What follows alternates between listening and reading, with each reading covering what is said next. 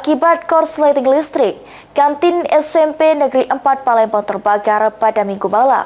Kejadian ini mengakibatkan seluruh dagangan di dalam kantin ludes terbakar dan tidak bisa terselamatkan.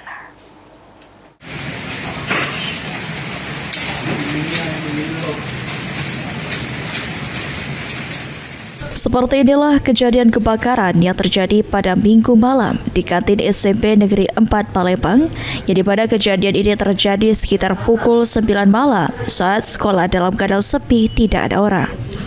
Kobaran api yang begitu besar mengakibatkan seluruh jualan yang ada di dalam kantin terbakar dan tidak tersisa sama sekali. Diduga penyebab kebakaran ini dikarenakan korsleting listrik. Petugas pemadam kebakaran yang datang ke lokasi kejadian berhasil menjinakkan api yang sudah terbakar.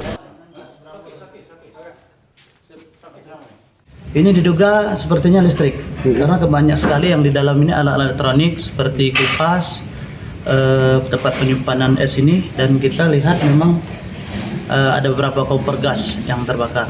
Jadi diduga ya, ini kayaknya sepertinya dari listrik.